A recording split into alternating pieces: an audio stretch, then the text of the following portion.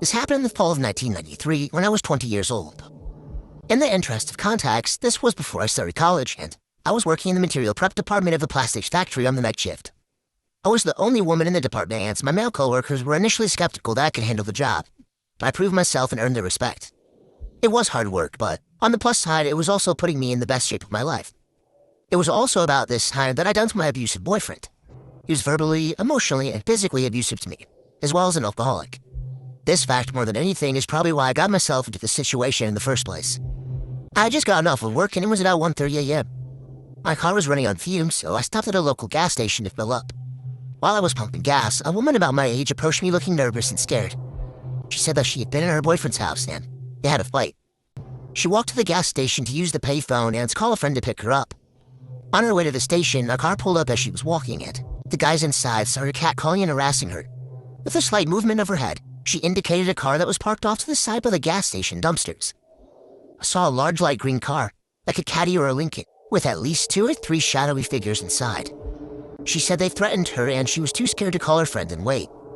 The woman was neat, well-dressed, and didn't seem high or drunk or anything like that. She just seemed really nervous and freaked out, so I didn't even hesitate. I finished pumping my gas and told her to hop in the car, that I'd take her home. At that time on a weeknight, there was little traffic, so I booked it right out of the gas station and asked where she lived. She kept twisting around in the seat to see if the car was behind us, and when I asked her to put her seatbelt on, she ignored me and kept looking for the car. I assumed that she was just scared. A few blocks down the road, however, I noticed she was looking around the car and she started asking me about money. "Where's your purse? Where's your bag? I need money. You need to give me some money." My stomach's ache. I have this woman in my car, now she's going to rob me. Dang. But when I thought about it, robbery just didn't make much sense. I was driving a 1985 Chevette, affectionately nicknamed Shitbox, and was wearing my work clothes, a ratty t-shirt and jeans with combat boots. I did not look like a person with a lot of cash, primarily because I wasn't a person with a lot of cash. She twisted around in the seat again and started yelling.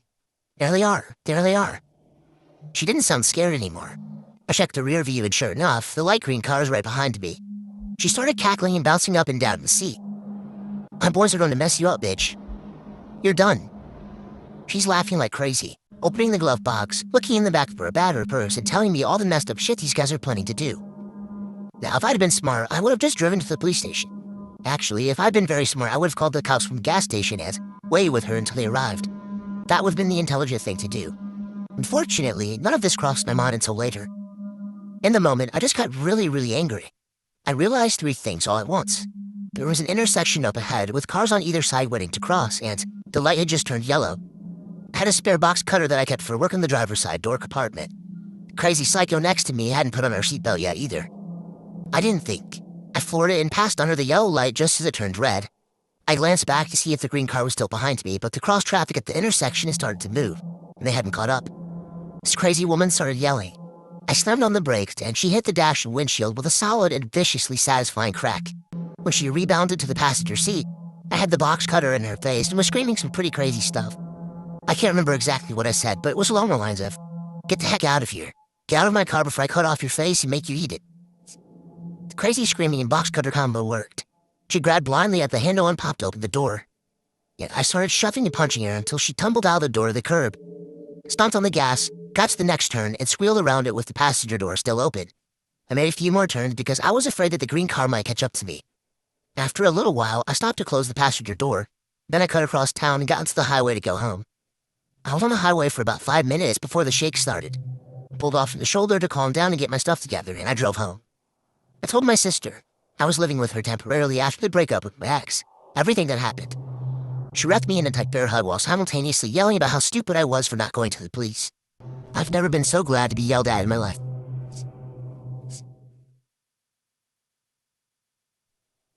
Hey guys, this is a real story that has absolutely traumatized me and my boyfriend. 2 years ago, I moved to the UK for university. As I always wanted to go there and get away from my parents, as the situation at home was beginning to become too toxic for me. In my first year at university, I moved into student accommodation and met some really great people. It was a good year, without meeting my boyfriend who I'm still with, and just enjoying my time away from my family and discovering what independence really meant. Anyhow, as the second year came by, I decided with some friends to move into a house rented by student accommodations, but at least we had our own house and weren't restricted as much with noise and parties, as living in a small shared flat like in the first year. Note: I had a ground floor room and my window gave into a very small backyard in which I would go smoke every day as I am a smoker, and in which there would be a very thin wooden door giving into the other side of the street, where you would put your bins and broken chairs. The door could only be closed and locked from inside the backyard, but since it was an old door, we had to attach some things to keep it closed for good. I had neighbors on each side of the house, so we were surrounded by families and some other student accommodations. The neighbors on the right of us were 5 boys who looked way over the age of being in university. They were strange, so to say. I met one of them outside of our house one day because of a police intervention, due to one of his flatmates attacking him and the others with a kitchen knife and burning their kitchen down. I heard some screams, and so I went outside with my flatmates and saw one of them being covered in blood and cuts everywhere on his arm, and a wound on his head inflicted by a kitchen knife. I and my flatmates didn't know what to do, so we offered him help, to clean himself up and gave him an old t-shirt to change on his bloody clothes. We then saw the guy who hurt these flatmates being escorted out by the police and into a van, and driven off to be arrested. I don't know anything more about the story. The police didn't really tell us anything. Anyway, the guy who we helped was quite weird. He said a lot of BS and kept trying to grab me and flirt with me. And we noticed when helping him he smoked quite a lot of weed, but we just didn't really care at the moment as we wanted to make sure he was alright, as we didn't know him. Then after some time had passed, I would go to uni and come back home and see him quite often in the street, and just never say a word to him again. But one day he came up to me in the street while I was going to the corner shop and started talking to me weirdly. And I didn't feel comfortable at all with it for some reason, so I just didn't respond. He then said, that's okay. I'll just wait in front of your house then and we can talk further. No need to say I was insanely creeped out and just thought he was joking, so I bought my drink at the shop and headed back to my street. And as I turned into the street where my house was, I saw him with his flatmate sitting on my doorstep and waiting for me. So I panicked and went back to the corner shop and called my only guy flatmate to ask him to open the door and tell the guys to go away. Obviously, he wasn't home as no one else was either. So I literally just waited it out until they left 1 hour later, and then sprinted back home and locked the front door. Note: my front door had a glass panel on it where you would be able to kind of make out who was standing in front of it. As this was already pretty scary, I just tried to avoid the guy and mostly succeeded for a little while. But then one day, as I went smoking into the backyard, I noticed that the wooden floor, which is always closed, was open, and the strings that we put there to keep it closed were cut off. For whatever reason, I didn't think anything of it and just closed the door again and put a new string on it, thinking it was one of my flatmates who took the bins out and just didn't tie it back. The weird neighbors would very often scream and yell and fight in their house, and it would wake me and my flatmates up in the middle of the night, but we kind of got used to it after a little while. But one evening, my boyfriend slept over like he usually does, and he, who usually never wakes up because of a noise, woke up in the middle of the night because of a bang and some whispering. I was sound asleep, so he very silently woke me up, and we both just waited in the dark and listened for any other noises. Suddenly, we heard the wooden door just bang, just shoot right open, and some footsteps next to our window. I always had my window open because it would get really warm in there, so we both just froze. Then we heard the door leading to the backyard get shaken softly as if they were trying to get inside, and then they stopped. Luckily, we had the curtains closed so they couldn't see us, but we were ready to get dressed and get the heck out of the room and lock them in if they came in from the window. Then we just heard my window move and get more open, and one of the guys said something in a different language that we didn't understand, and started to hear them trying to get in. My boyfriend and I just shot up out of the bed, took my phone, put clothes on, and ran out of the room and out of the house, so I then called my flatmates and told them to lock themselves in their rooms, and then the police, who luckily came in less than 5 minutes, as the headquarters were a couple of streets down from us. I don't remember anything else after the police came. I think my boyfriend and I were in shock. They ended up catching one guy. The other fled and was later found a few streets up smoking weed. The police told us they went inside of their house and found a lot of meth and heroin, and that they were actually just carrying a massive kitchen knife with them. I'm so confused, as I've never done anything to offend or do anything wrong to my neighbors, so the idea of them breaking in with who knows what intentions with the kitchen knife terrorized me and my boyfriend. The 2 guys ended up being arrested, and one of them was put in prison for 2 years for carrying a weapon with the intention to harm. I never heard anything else from the police, and I moved back home a few months later, as I was scared. It tormented me for months on end, not knowing what would have happened if my boyfriend didn't wake up. I'm now still coping with it and finding it really tough to get over it. Always asking myself what if and what would have happened if. I now very often wake up because of the slightest noise and get horrible nightmares because of it. But hey, at least I'm still with my boyfriend and we often talk about it, and that helps a lot.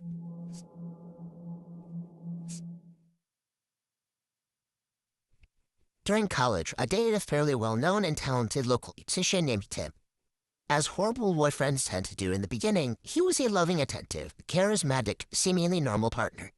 He made me mixtapes, cooked me my favorite meals, and dedicated songs to me at open mics around town. I, young, foolish, naive, was deeply smitten by his mysterious, dark, artistic allure. However, over the course of our year-long relationship, his mental health severely declined.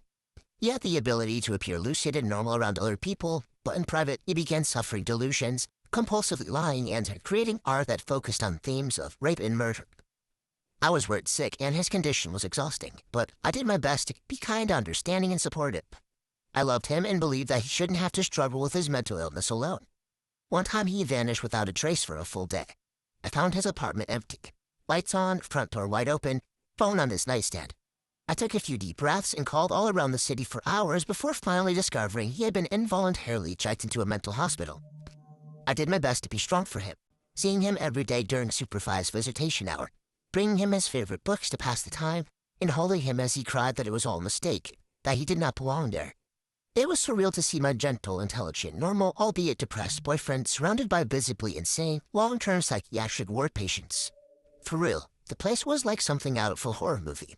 In retrospect, none of the staff ever told me the real reason why he was there, and I was too polite and naive to ask.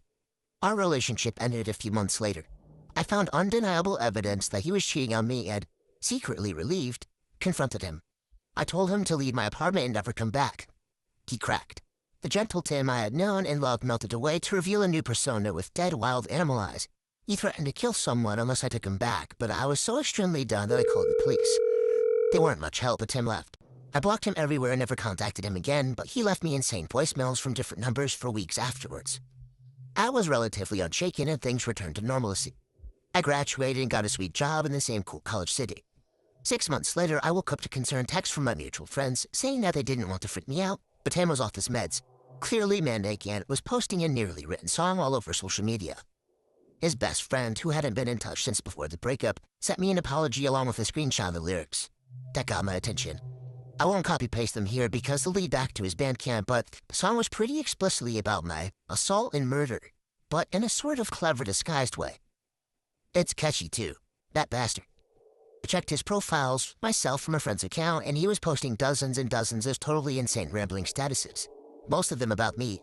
They flip-flop between flowery love prose and murder imagery. His friends were reacting with concern, but a few egged him on, probably thinking he was just venting. I decided it'd be best to continue ignoring him, but I saved screenshots just in case. A few days later, while at work, I looked up from my computer to see Tim enter the far side of the studio. My blood turned ice. He was talking to my creative director. He looked cordial enough, and I saw Tim begin to casually scan the studio. I ducked down and bolted into my favorite project manager's office, slammed the door, and unleashed upon her what must have been a nearly unintelligible explanation of what was happening. I was shaking so hard I could barely speak. But Nancy was amazing. She understood almost immediately. She snuck me out of the building and drove me in her car to the police station, where I showed officers the screenshots and filed the report. My coworkers later told me that Tim was there to inquire about the open designer position. But he is not a designer. He had brought with him a portfolio and an elaborately fabricated work history that sounded legit. At the end of his interview, he casually asked if I still worked there. He said we used to collaborate. Oh, and he had written a song for me, and it had been picked up by the local radio this morning. He asked my coworkers to let me know with warmest regards. That phrase still makes my skin crawl. He then left, found my abandoned car in the parking lot, and paced behind it until the police arrived. Unfortunately, he wasn't enough of a public menace for police to bring him in that day, but the incident helped me to secure a restraining order against him. My company was amazing too. I was deeply embarrassed about my literally insane ex coming to the studio, but the CEO filed trespassing charges against him and created an action plan to keep me safe if it happened again. Not long afterwards, I moved to a different city, and that was that. I haven't heard from him since. But I discovered the most alarming part after. His roommate at the time, Liz, went through a similar experience with him during his breakdown, and when we compared notes much later, she said she had seen a large axe in Tim's car the same week he had all called out. She said that she was worried about Tim's Facebook activity, so she removed the axe and hid it. Tim was so angry that he completely trashed their house and never came back. And if our timelines are correct, that must have been just before he came into my workplace for his interview.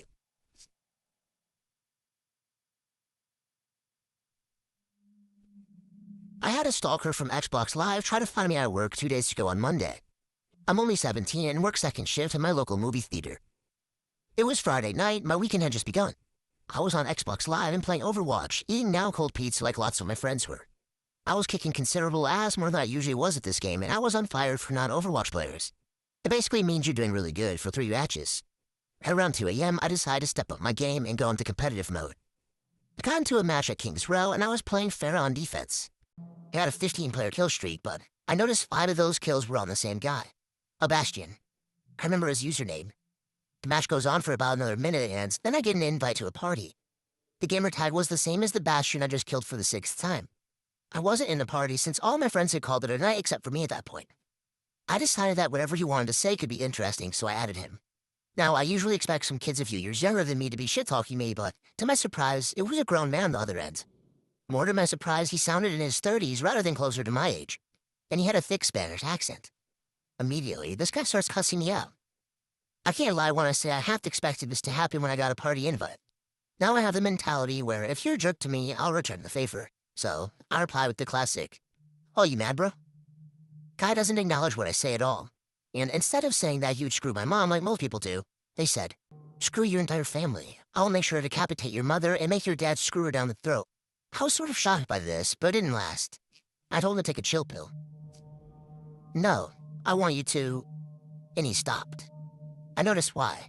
A diva on our team had just killed his Bastion hero again. Now, this is where things get scary. It sounded as if he turned into a rabid animal that was trying to suffocate itself on the mic and screaming and howling and spitting all at the same time. It's difficult to describe what exactly sound he was making, but that's the closest I can do.